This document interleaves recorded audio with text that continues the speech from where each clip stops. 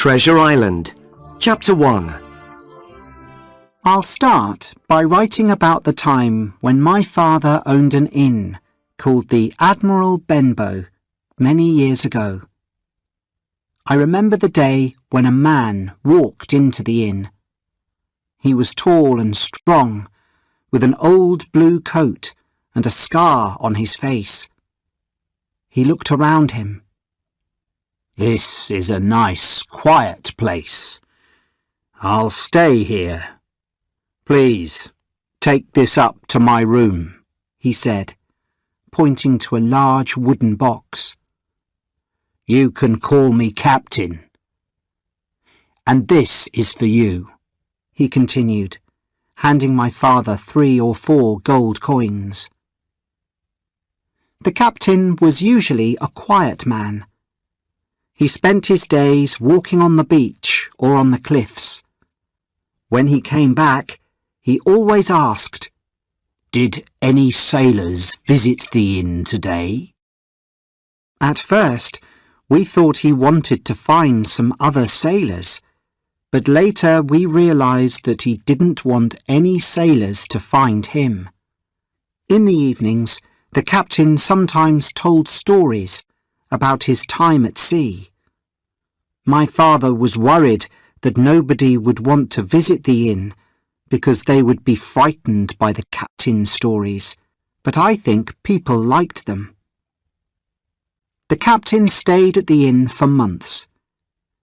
He did not give us any more money for his room, and my father did not dare to ask him for more. One morning, the captain went for a walk along the beach. I was helping my mother to make breakfast when another man walked into the inn.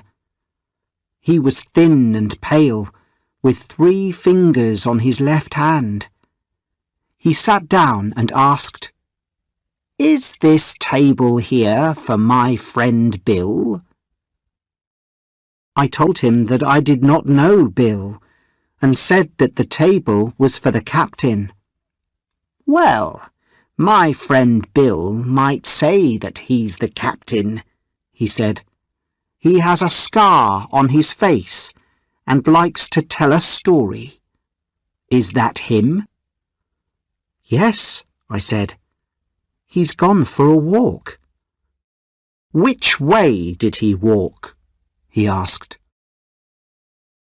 I pointed towards the beach. The man stood up and waited by the door for the captain to return. When the captain saw the man, he looked pale and ill. "Black dog," the captain said. "That's right," he replied. "I found my friend Bill. We've had a lot of adventures since I lost these fingers." I left them to talk. Then suddenly there were loud shouts, and both men stood up and ran outside. The captain had a sword, and then I saw Black Dog running away with blood on his arm. The man continued running until we could not see him. The captain walked back into the inn. He looked ill, and suddenly he fell over. I thought perhaps he was hurt from the fight. At that moment, the doctor arrived to see my father, who was sick. "Help us, Dr. Livesey. The captain is hurt," said my mother. The doctor looked at him and said, "He is not hurt, but he is very ill. Help me to take him upstairs." We took the captain up to his bedroom, and the doctor gave him some medicine. The captain stayed in bed, but he was not quiet. He told me about his travels at sea and said that he had something which people wanted. "Black Dog is not as bad as some of the other men," he said. "They all want to find me. Tell me if you see them." That evening, my father died.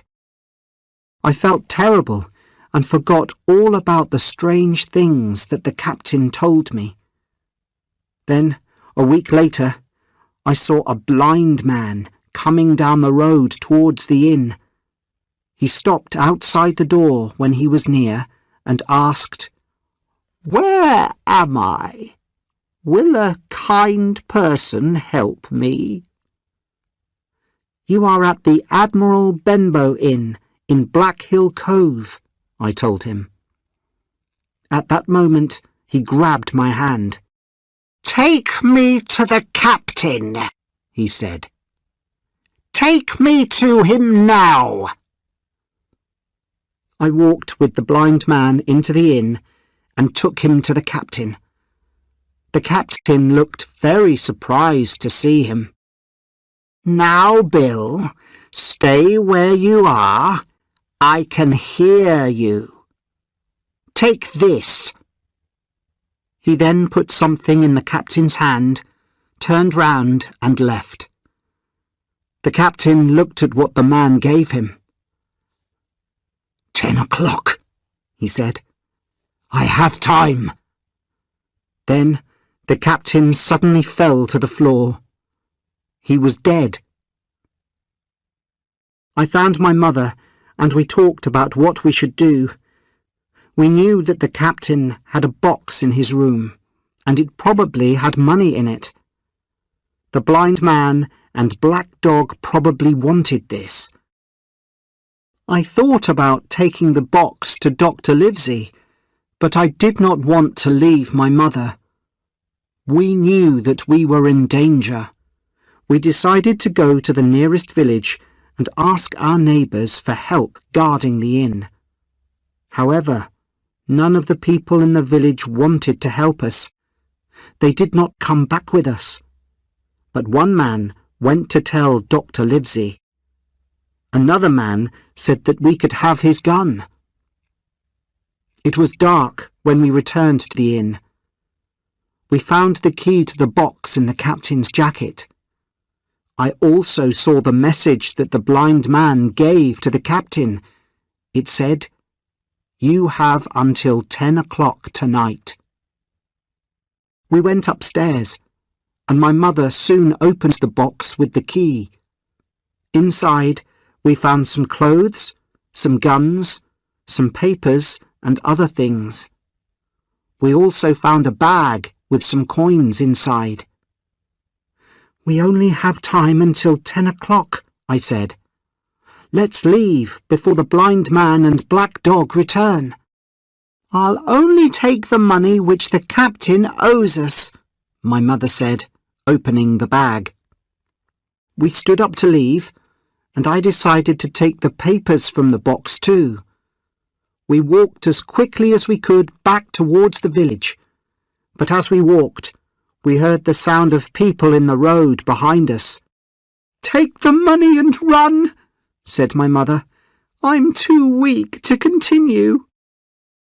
I did not want to leave her, so we stopped under a bridge where we could hide in the dark.